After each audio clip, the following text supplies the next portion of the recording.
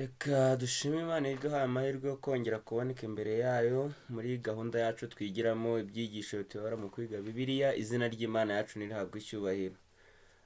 Reka nanone dushime n'abavandimwe twabanye muri iki cyumweru mu cyigisho cyiza cyatubwiraga ngo hahirwa abizeye. Ni ukuri mwatweretse ko twabanye, mwaduhaye komantere, mwaduhaye ibitekerezo, turabishima cyane ngo Imana iduhane umugisha. Twagize umugisha rero wo kubana mu ngingo ya buri munsi. None tugeze muri ya gahunda yacu aho tubona inshamake y'icyigisho, ni ku ngingo kwa gatandatu. Murabizi ko tumenyereye kunyura mu cyigisho cyose twabonye muri iki cyumweru, aho twari dufite icyigisho gifite insanganyamatsiko kitubwira ngo hahirwa abizeye. Reka rero nanone mbere y'uko tukinjiramo tubanze turarike Mwuka Wera kugira ngo afatanye natwe maze atuyobore. Kadusenge. Uwiteka Mana ikiranuka, izina ryawe rigera nirihabwe icyubahiro. Tugushimiye ko twitaho, tugushimiye ko tugirira neza, utabitewe nuko turi beza, ahubwo niyo kamere yawe. Nanone uduhaye amahirwe kongera guhurira mu byanditswe byera kugira ngo twumve icyo uvugana natwe. Utumenyeshe ibyanditswe byera kandi ubidusobanurire kugira ngo tubone iby'ubugingo bikiza imitima yacu. Mwuka Wera azafatanye natwe, ubwenge bwacu bukeya buhuguke kandi bufashwe na Mwuka Wera. Ubuntu bwawe bubane natwe kugeza dusoje. Nibyo dusabye twizeye mu izina rya Yesu Umwami wacu. Amen. Amen. Icyigisho cyiza cyane cya karindwi kitubwira ngo hahirwa abizeye. Muri iki cyigisho rero Yohana yongeye kutugarura ku buhamya bwahamije Yesu nka Mesiya, ariko nanone aha noneho arakoresha ingero z'abantu batandukanye. Baratubwira ngo yakoresheje abantu b'imico itandukanye, abantu bafite amateka atandukanye, abantu bo mu byiciro bitandukanye, abo bose bagahuriza hamwe mu guhamya uwo Yesu yari we. Ubuhamya bw'aba bantu iyo biza kuba ari abantu wenda bo mu gace kamwe, ari abantu bafite urugero rw'ubumenyi bumwe, ibyo bintu byazaga kudutera gushidikanya. Ariko turabonamo ubuhamya butangwa n'abakomeye, bugatangwa n'aboroheje, bugatangwa n'abize n'abatarize, bugatangwa n'abari bafite amateka ahambaye, bafite inararibonye, ariko tukanabona nanone butangwa n'abantu baciriritse b'abanyantege nke, ariko bamaze kunyurwa n'icyo Yesu yakoreye imibereho yabo, maze bagatanga ubuhamya bw'uko bahuye na Mesiya. Mu cyo kwibuka twari dufite twagarutseho cyane ni amagambo Yesu yabwiye Tomasi cyangwa se Toma, turasanga muri Yohana igice cya 29.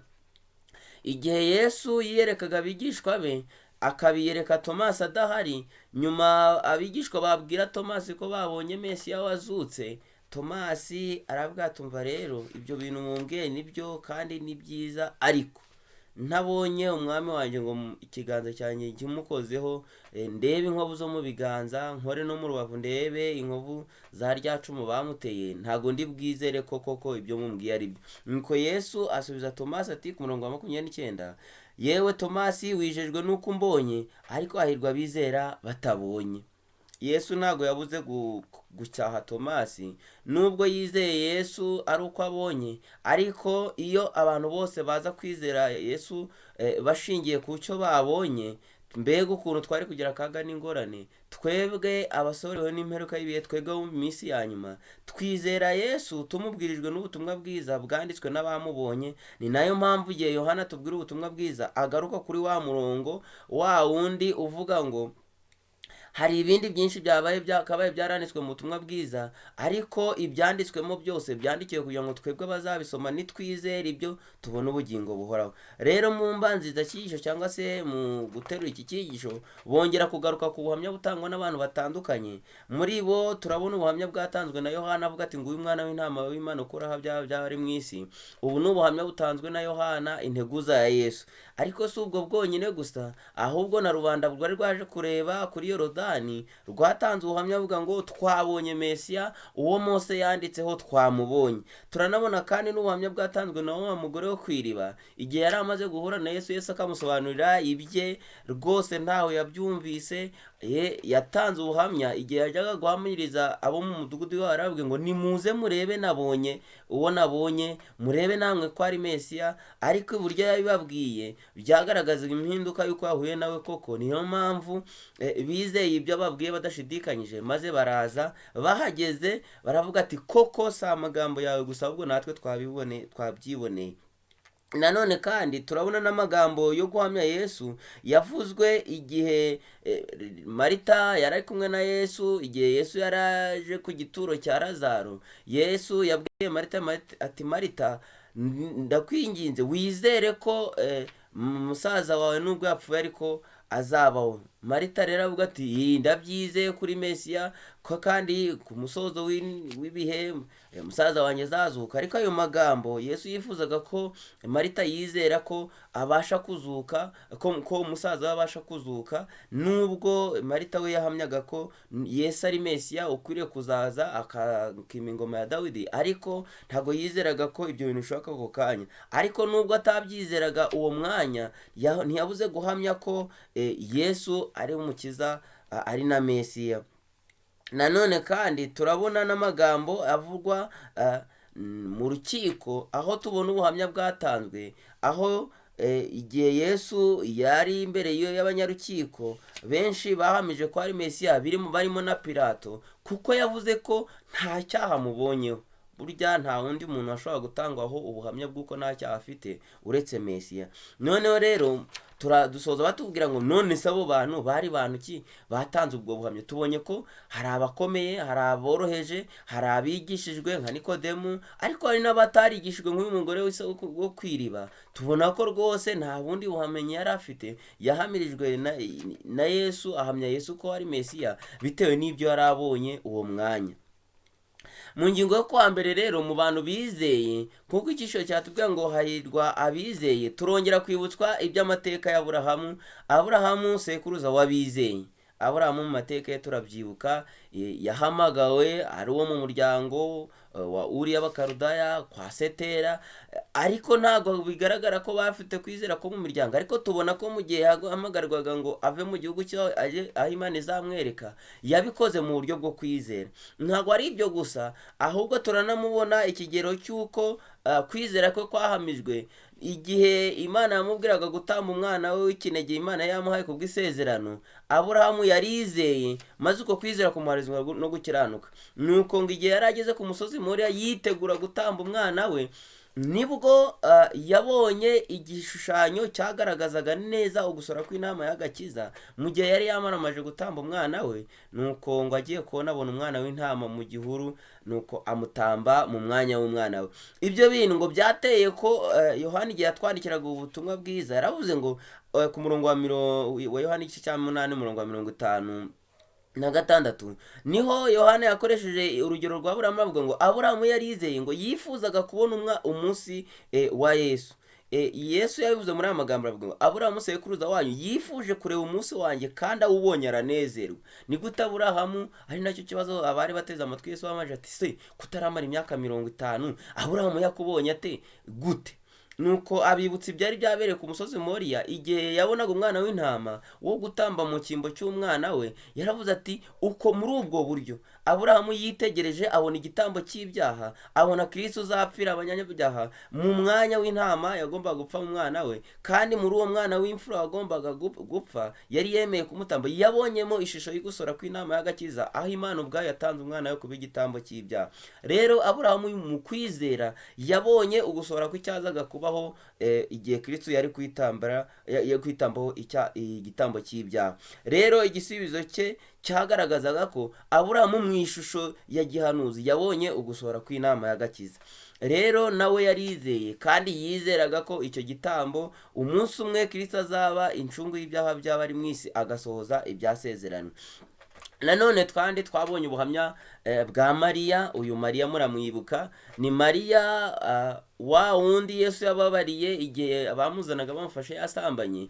Ariko Mariya azirikana ibyo Yesu amukoreye, nuko mu minsi mikuru mbere y'uko pasika iba, Yesu ajya mu birori byari byateguwe na Simoni. Uyu Simoni nawe ni umuntu Yesu yari yagiriye neza, muramwibuka. Simoni yarwaye ibibembe, nuko Yesu aramukiza, maze Simoni ategura umunsi mukuru wo gushimira Yesu no kugaragariza abantu ko yanyuzwe n'icyo Yesu yamukoreye. Muri ibyo birori rero hari hatumiwemo abantu benshi, ariko mu butumwa bwiza bwa Yohana mu gice cya 12 haratugaragariza ko muri ibyo birori harimo Mariya, harimo Marita na Lazaro uwo Yesu yazuye.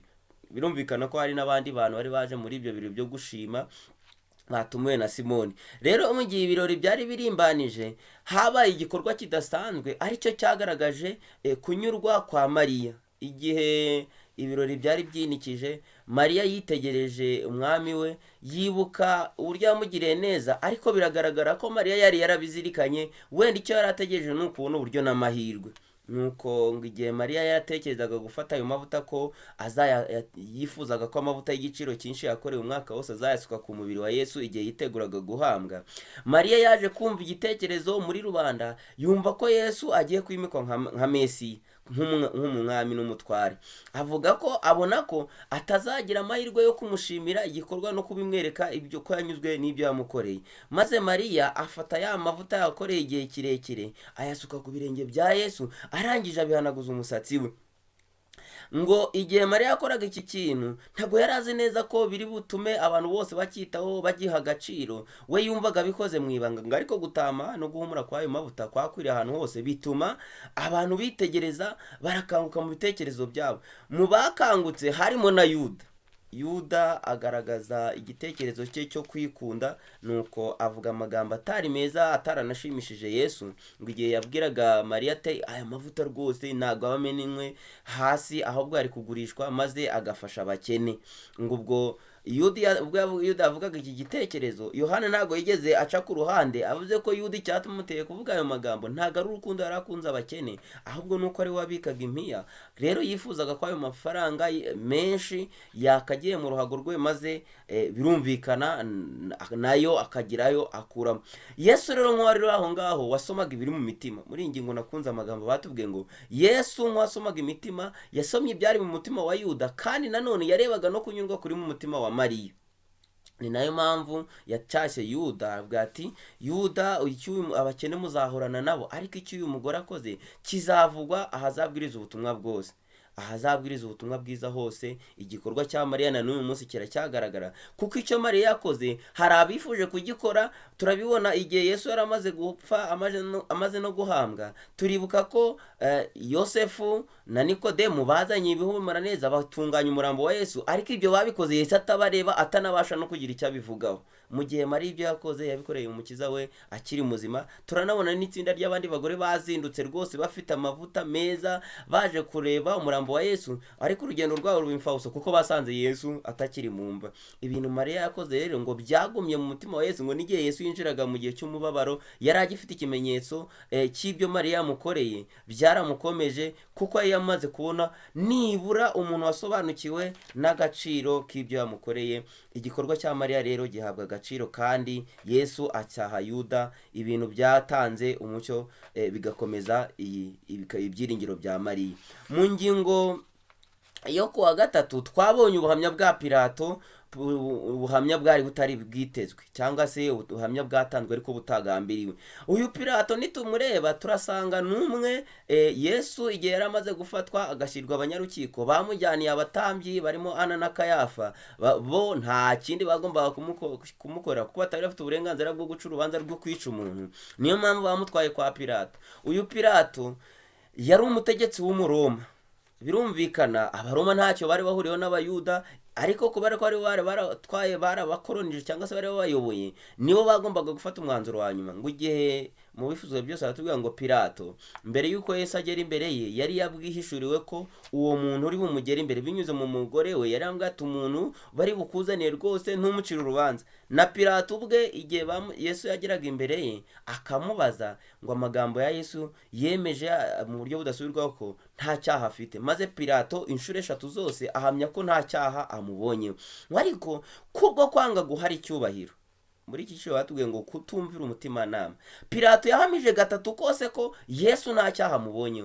Ngo ariko kugira ngo anezeze rubanda, akora igitandukanye n'icy'umutimanama wamwemezaga, nuko ngo kugira ngo ashimishe rubanda afata Yesu aramukubita, aramubaha, amuca urubanza rwo gupfa. Ni ukuri hano batubwiye ko dukwiye kumvira no kuzirikana icyo umutimanama utubwira, kuko igihe cyose tuzanyuranye nacyo nta bugingo buhoraho tuzabona. Pilato rero ahamya Yesu ko ari umwana w'Imana, ndetse ngo byahamijwe n'amagambo yanditse ku musaraba hejuru, kuko yaranditse ngo umwami w'abayuda, ngo ibintu abayuda bashatse ko bikurwa ku musaraba, ariko aravuga ngo icyo nanditse nacyanditse, ubwo buhamya natanze nabutanze, nubwo atari yabitekerejeho, nubwo atarabigambiriye, ko yahamije Yesu ko ari umwana w'Imana. Mu ngingo yo kwa kane rero turahasanga ubundi buhamya bw'umugabo witwa Tomasi. Uyu Tomasi muramwibuka, twamuvuzeho mu cyo kwibuka. Uyu Tomasi yari umwe mu bigishwa 12, ariko igihe Yesu yiyerekaga abigishwa be bwa mbere nyuma yo kuzuka kwe, abigishwa baragiye bateranira mu cyumba, birumvikana bari bafite ubwoba bwo kwikibaza uko biri bugende nyuma y'uko umwami wabo yapfuye. Abandi batangiye kuvuga ko yazutse, ese niki kiri bukurikireho, ese turabyizezwa niki? Nuko Yesu ababonekera mu buryo bw'igitangaza bari mu cyumba, aravuga ati amahoro y'Imana abane namwe, abe hagati muri mwe. Icyo gihe Yesu ababonekera bwa mbere, Toma ntiyari ahari. Igihe rero abigishwa abandi babwiraga Tomasi ko Yesu yabonekeye ko yazutse, Tomasi mu gice cya 20 guhera ku murongo wa 25, Tomasi agaragaza gushidikanya, aravuga ati nintamubona ngo mukoreho, ngo mwibonere, ngo mutuvugane, ngo ndamure ikiganza cyanjye ngikoze mu bwe ku nkovu ze, ntabwo ndi bwizere. Ibyo bintu Yesu nk'uwari uzi ibiri mu mitima y'abigishwa be, byatumye nyuma y'iminsi 8 Yesu yongera kubabonekera bari muri cya cyumba, ariko icyo gihe noneho Tomasi yari ahari. Ngo igihe Yesu yongera kubabonekera, yabwiye Tomasi ati rero Tomasi, ngaho none uzana ikiganza cyawe ukore ku nkovu zanjye, ngwino ukore no mu rubavu rwanjye, niba koko aricyo kiri butume wizera. Ngo ariko igihe Yesu yamubwiraga ibyo bintu, yahise amubwira ati Tomasi, ku murongo wa 29 w'igice cya 20, ndagira ngo masome murongo wa 28, Yohana igice ni cya 20, turasoma ku murongo wa 28 na 29. Amagambo Yesu yabwiye Tomasi amwibutsa, amukangara, aramubwira ati ku murongo wa 20, Tomasi aramusubiza ati mwami wanjye kandi mana yanjye. Yesu aramubwira ati wijejwe nuko mbonye, ariko hahirwa abizera batambonye. Birumvikana Tomasi yizejwe nuko amubonye. Mbega uburyo byarakaga n'ingorane twebwe abo mu bihe by'imyaka hafi 2000 birenga Yesu avuye ku isi, tubaye dushingiye kwizera kwacu ku bimenyetso bifatika. Ntago twazigera tubona igihe twizera Yesu. Ni nayo mpamvu twebwe twizezwa Yesu nibyo dusanga mu butumwa bwiza. Dukwiriye rero kwizera tutabanje kubona, kubera ko ntago Yesu aduhamagara, hari amagambo nakunze cyane, ntago Imana iduhamagarira kwizera, idusaba kwizera itaduhaye ibihamya bihagije. Ntabwo itubwira ngo twizere mu cyuka, ahubwo yakoze ibihagije bibasha gutuma twizera. Kubera ko iyo biza kuba dushingira ku bimenyetso nka Tomasi, nta mahirwe dufite yo kujya kureba Yesu ngo tumukoreho, ahubwo twizezwa n'ibyanditswe byera. Rero niyo mpamvu ukubaho kw'imico y'Imana, ukubaho kw'ijambo ryayo, byose byuzuyemo ibihamya simusiga dukwiye gushingiraho kwizera kwacu. Rero ni amahirwe yacu kugira ngo binyuze mu ijambo Imana yatwandikishirije twizere kandi twemere ko Kristo ari umwana w'Imana, ari n'umukiza watuye mu isi. Mu ngingo yo kuwa 5 twabonye ubuhamya bwacu kuri Yesu, ubuhamya noneho bwacu. Mbese twebwe ababayeho nko mu gusohora k'ubuhanuzi, ni gute twaba dufite ibyatuma natwe duhamya Yesu nka Mesiya? Umwanditsi aratubwiye ngo benshi muri twe twibwira ko tubaye turiho mu gihe abigishwa bariho, babonye Yesu, bamukozeho, babanye nawe. Benshi twibwira ko hari ibyo bintu byatuma duhamya neza, byatumye twizera tudashidikanyije. Nyamara ibyo ntibihagije, kuko dufite amahirwe aruta yabo gute. Ikintu wenda twagarutse muri iyi ngingo, mbese twebwe ababayeho bizejwe n'ubutumwa bwiza, bizejwe na Mesiya, tubikuye mu byanditswe byera, tukabyizezwa n'ubuhamya bw'abamubonye, nk'uko Petero yabyanditse ati twebwe abiboneye, ababonye Yesu, nitwe tubahamiriza ibyo. Amahirwe dufite ni ayahe? Amahirwe dufite nuko twebwe ibyo Yesu yakoze tubifiteho igihamya. Hari ibyo yakoze birasohora, turabyumva kandi biranasohora. Urugero, batangira batwibutsa ibyo ubwo buhanuzi yavuze. ibyo kurimbuka kwa Yerusalemu, iby'uko abantu mu minsi y'imperuka bazabahinduka babi, iby'ubwo buhanuzi bwose twagiye tubona ugusohora kwabyo. Ibyo ni igihamya simusiga cy'uko n'ibyo tutarabona bizasohora, kuko mu Baheburayo igice cya 10 bavuga ngo kwizera ni iki? Ni ukumenya ibyiringirwa udashidikanya ko bitazabura kubaho. Rero uko niko kuduhamiriza n'ibyo tutareba, n'ibyo tutabonye, tukizera ko niba Kristo yarabwiye abigishwa bati nuko mugende mu mahanga yose muhindura abantu bose abigishwa, akabibabwira bari i Yerusalemu, akabizeza ko ubwo butumwa bwiza buzagera ku mperuka y'isi. None ubwo butumwa tukaba tubuzi, tubwumva, tukabona ugusohora kwabwo. Mbega ukuntu ari igihamya kiduhamiriza ko nubwo ubundi buhanuzi yabwiye ko umwana w'umuntu azagaruka ku bicu, azaza ashagawe n'abamarayika, dukwiye kwizera ko ibyo bintu nabyo bizasohora. Ikindi nanone twabonye muri iyi ngingo cy'ubuhamya bwacu ni uko mu by'ukuri ntabwo twakabaye dushidikanya, ahubwo dukwiriye kuba twizeye rwose ko niba twebwe abasorewemo imperuka bibi dufite ubuhamya buri mu byanditswe byera, tukaba twizera ko ibyo Kristo yavuze ari bizasohora, ntabwo bidusaba kugira rero imyumvire nka yandi Natane yaravuze yari afite nk'iyo Nikodemu yagaragaje igihe yavugaga ati njyewe rwose ibyo bintu ntabwo bishoboka, ese umuntu yabyara ubwa kabiri ate, keretse rwose mbonye igihamya simusiga. Oya, kwizera kwacu gomba gushingira mu byanditswe byera. Ariko nanone hari amagambo dukwiye kuzirikana. Nubwo ijuru ryatanze ibishoboka byose, ariko amagambo rero nawe yanditse yaravuze ngo mu kugana Yesu yaravuze ngo nubwo ibihamya byose bigaragara bikwiriye kutwizeza bihari, ngo ntabwo abashaka ku impambo zo kumanikaho gushidikanya kwabo bazazibura, kuko nidutegereza ko ibidutera gushidikanya byose bikurwaho ntituzigera tubona icyo gihe gisohora. Rero niyo mpamvu dukwiriye kwirinda gushidikanya, ahubwo tukaba twizeye ijambo ry'Imana. Kandi rega ijambo ry'Imana ntirihinduka kuko na nyiraryo adahinduka. Dusoza iki cyigisho rero, hari amagambo badukuriye mu butumwa mu wifuzwe byose, ni amagambo akurwamo ashigikira icyo twabonye muri iki cyigisho. Ni amagambo rero yakuwe mu cyigisho cyatubwiraga ngo ikigeragezo ni cyigisho kimwe mu byisho biri mu wifuzwe byose. Hari n'andi yakuwe mu cyigisho kituvuga ngo mu rukiko kwa Pilato. Aya magambo rero amenshi aragaruka ku gikorwa cya Tomasi cyo gushidikanya, aho batubwiye ngo maze Toma yikubita ku birenge bya Yesu ati mwami wanjye kandi mana yanjye. Aha ni Tomasi amaze guhura na Yesu amaze kumucyaha, amaze kumubwira ko yari akwiriye kwizerana mbere uko abona ibimenyetso bifatika. Yesu yemeye kwatura kwe, ni ukuvuga kwatura kwa Tomasi, ariko amucyaha ni neza, amubwira ati dore wowe unyemejwe n'uko umbonye, hahirwa abemera batabonye. Kwizera kwa Tomasi kuba kwaranejeje Yesu biruseho iyo aza ko yarizeye iyo aza kuba yaragize ubushake bwo kumwizera abyizejwe n'ubuhamya bwa bagenzi be. Muri iki gihe abo ku isi baramutse bageze ikirenge mu cya Tomasi, nta n'umwe wakwizera agakiza, kuko abemera Kristo bose bagomba kumwizera binyuze mu kumuhamirizwa n'abandi.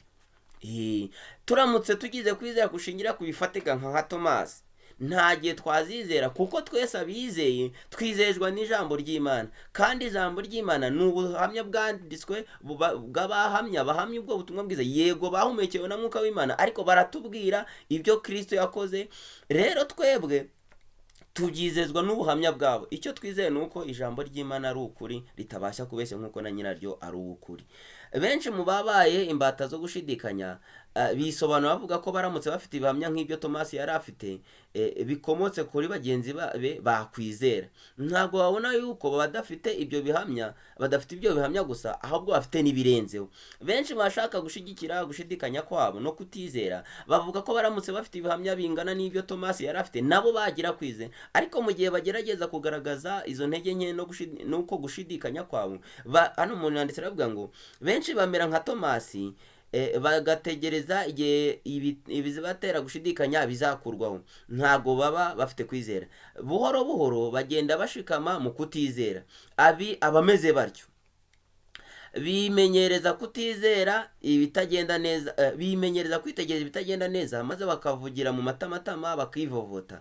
Ntibaba bazi ko icyo bakora muri icyo gihe baba babiba imbuto yo gushidikanya, kandi iyo niyo bazasarura. Abantu bagerageza gushidikanya menshi mu mahame twizera nk'Abadiventiste umunsi wa karindwi, amahame ari mu butumwa bwiza. Mu kugerageza gushidikanya mu mahame, ngo Satani ababiba imbuto yo gushidikanya, kugeza ubwo bizarangira uwo muntu wimenyereza gushidikanya ushidikanya buhoro buhoro azisanga rwose yaramuguye mu mutego wo gutangira gushidikanya amahame yo mu byanditswe byera. Niho Satani azahera amutera gushidikanya. Murabyibuka ko icyabaye kuri Eva, yatangiye gushidikanya iby'Imana yamubwiye, buhoro buhoro atakariza Imana icyizere, ari na byo byamuviriyemo gukora icyo Imana yababujije.